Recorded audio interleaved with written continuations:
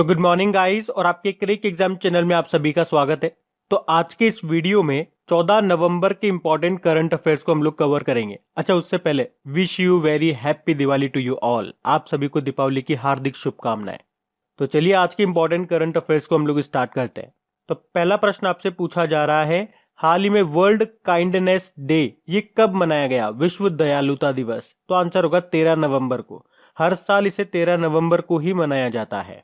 तो ये दिन सकारात्मक ऊर्जा यानी कि पॉजिटिव एनर्जी और समुदाय में अच्छे कामों को उजागर करने के लिए इसे मनाया जाता है। अच्छा, इस बार की थीम क्या है इसकी? The world we make inspire kindness. अच्छा, इसके अलावा अभी 13 नवंबर को हमने एक और दिन मनाया राष्ट्रीय आयुर्वेद दिवस के रूप में। एक्चुअली हर साल धन्वंतरी जयंती यानी कि धनतेरस को हम राष्ट्रीय आयुर्वेद दिवस के रूप में मनाते हैं। और आपको एक और पॉइंट बता दूं, अभी 13 नवंबर को ही प्रधानमंत्री नरेंद्र मोदी जी ने राजस्थान और गुजरात में 2 आयुर्वेद इंस्टीट्यूट का भी उद्घाटन किया है। तो इस बार 13 नवंबर को ये 2 डे हमने मनाए, वर्ल्ड काइंडनेस डे और राष्ट्रीय आयुर्वेद दिवस। अब इंपॉर्टेंट डे वाला क्वेश्चन आ गया। तो नवंबर में कौन कौन से इंपॉर्टेंट डे हमने मनाए, मैं आपको रिवाइज करा रहा हूं। आपको याद है तो मेरे साथ साथ बोलना। देखो, 1 नवंबर को हमने मनाया था विश्व वेगन दिवस। 5 नवंबर को वर्ल्ड सुनामी अवेयरनेस डे मनाया। 7 नवंबर को नेशनल कैंसर अवेयरनेस डे मनाया था। 8 नवंबर को वर्ल्ड रेडियोग्राफी डे मनाया। 10 नवंबर को वर्ल्ड साइंस डे मनाया। 11 नवंबर को नेशनल एजुकेशन डे मनाया। 12 नवंबर को 2 डे मनाए थे, एक तो वर्ल्ड निमोनिया डे और पब्लिक सर्विस ब्रॉडकास्टिंग डे यानी कि लोक सेवा प्रसारण दिवस। तो ये भी आपको ध्यान रखना है। बढ़ते आगे।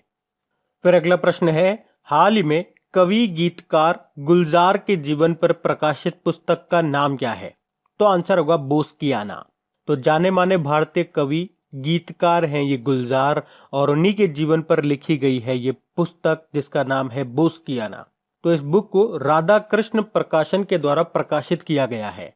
इस बुक में उनके जीवन के बारे में बताया गया है। आपको बता दूं, बोस्कियाना ये मुंबई में गुलजार के घर का नाम है। तो आपको ये नाम याद रखना है, बोस्कियाना। बढ़ते आगे। फिर है, हाल ही में भारत का पहला चंदन संग्रहालय ये कहां पे खोला गया है? तो आंसर होगा कर्नाटक। तो अभी भारत का पहला चंदन संग्रहालय ये कर्नाटक के मैसूर के अशोकपुरम में स्थित अरण्य भवन में स्थापित किया गया है। तो चंदन की खेती के महत्व के बारे में किसानों को शिक्षित करने के लिए ये संग्रहालय स्थापित किया गया है। अब बात कर्नाटक की है, तो ये रहा मैप में कर्नाटक। देखो, कर्नाटक की कैपिटल बेंगलुरु है, और आपको बता दूं बेंगलुरु में मिलेगा आपको इन्फोसिस का हेडक्वार्टर, विप्रो का हेडक्वार्टर, हिंदुस्तान एरोनॉटिकल लिमिटेड का हेडक्वार्टर और इसरो का हेडक्वार्टर भी यहीं पे मिलेगा आपको। सिलिकॉन वैली ऑफ इंडिया कहा जाता है बेंगलुरु को। मुख्यमंत्री है BS येदियुरप्पा और गवर्नर है वाजुभाई वाला। आपको याद होगा, भारत की पहली तट रक्षक अकादमी यानी कि कोस्ट गार्ड अकेडमी ये बेंगलुरु में स्थापित की जाएगी। इसके अलावा कर्नाटक सरकार ने देश की पहली इंटीग्रेटेड एयर एम्बुलेंस सर्विस को भी शुरू किया। भारत पहला खिलौना निर्माण समूह बनेगा कर्नाटक में यानी कि टॉय मैन्युफैक्चरिंग क्लस्टर। उसके अलावा हथकरघा बुनकरों के लिए नेकरा सम्मान योजना शुरू की कर्नाटक ने। और कर्नाटक का जो हुबली स्टेशन है वहां पे दुनिया का सबसे बड़ा सबसे लंबा प्लेटफॉर्म बनाया जा रहा है जिसकी लंबाई होगी 1400 मीटर। वैसे अभी वर्तमान में सबसे लंबा जो प्लेटफॉर्म है वो मिलेगा आपको गोरखपुर रेलवे स्टेशन में जिसकी लंबाई है 1366 मीटर। बाकी आपको याद होगा, कर्नाटक सरकार ने ही अभी 18 जून को मास्क दिवस के रूप में मनाया था। और यहाँ से 2-3 एप्लीकेशन आप याद रखो। एक तो आप्त मित्र एप्लीकेशन, मेघ संदेश एप्लीकेशन और एक corona watch application. Tungabhadra dam कई बार एग्जाम में पूछा जा चुका है, ये मिलेगा आपको कर्नाटक में जो कि तुंगभद्रा नदी पर है। उसके अलावा यहाँ पे एक न्यूक्लियर पावर प्लांट भी है जिसको कहते हैं कायगा न्यूक्लियर पावर प्लांट। कुछ नेशनल पार्क की बात करेंगे तो बांदीपुर नेशनल पार्क हो गया, अंशी नेशनल पार्क हो गया, बेनरगट्टा नेशनल पार्क हो गया, नागरहोल नेशनल पार्क हो गया। ये सब आपको यहीं पर मिलेंगे, तो ये याद रखना। बढ़ते आगे।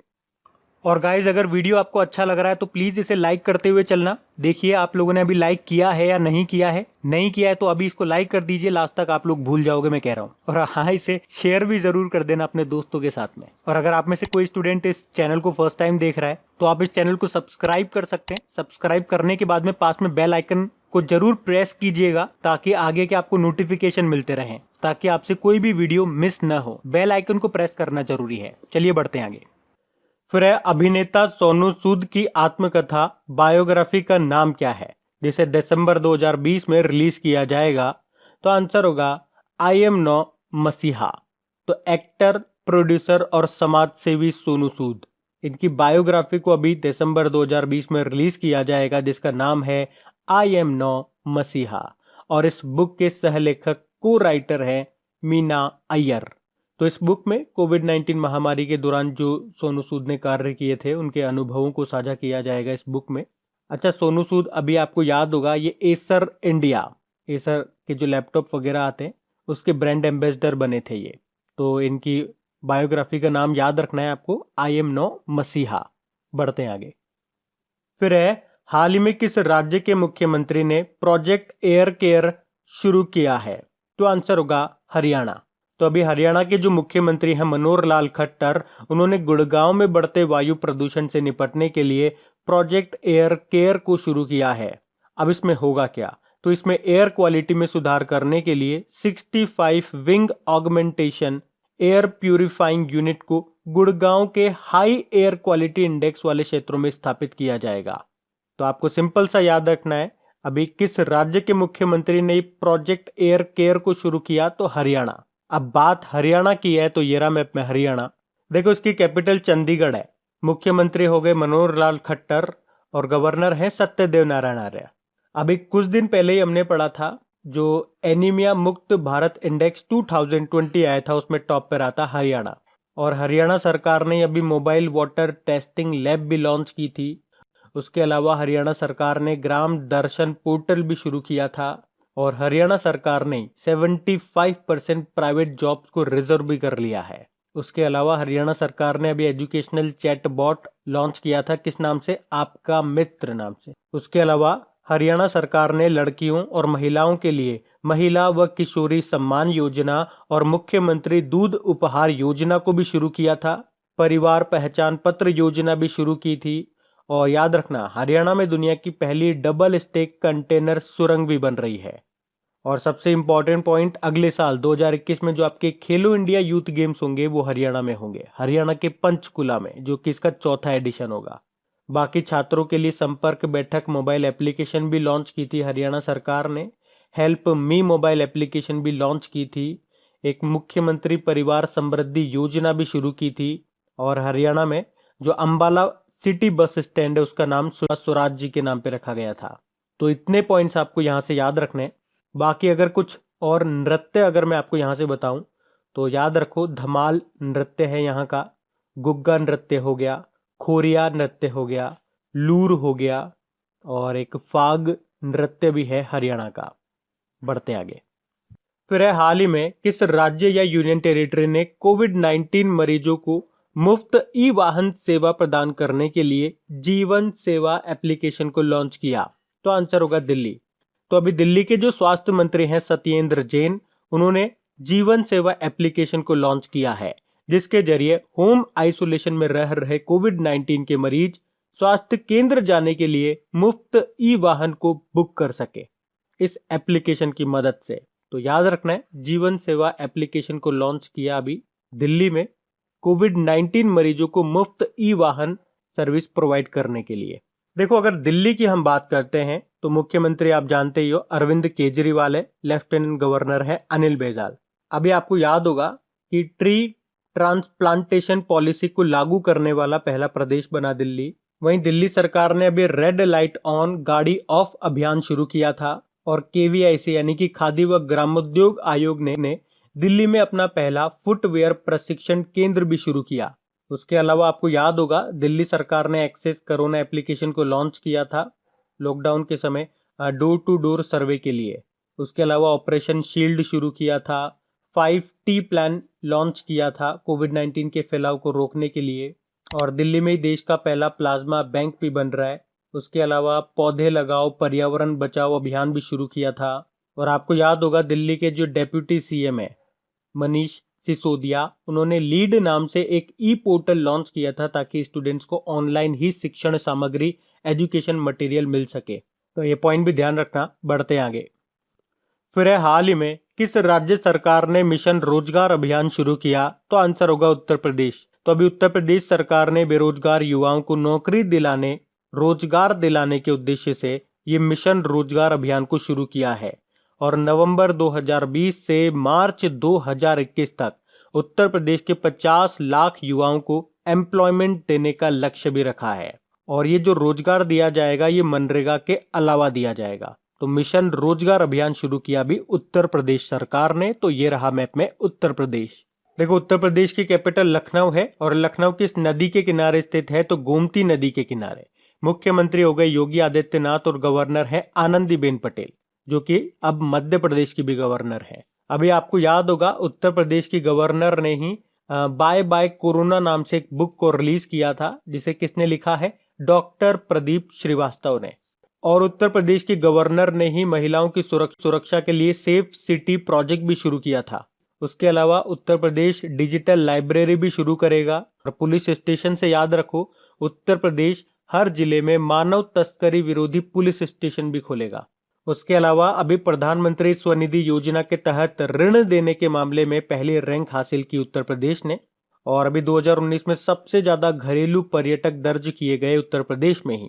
अभी हाथ धोना रोके कोरोना अभियान भी शुरू किया था। उसके अलावा छात्रों को व्यावसायिक और तकनीकी शिक्षा प्राप्त करने में सहायता करने के लिए यू राइज पोर्टल भी लॉन्च किया था।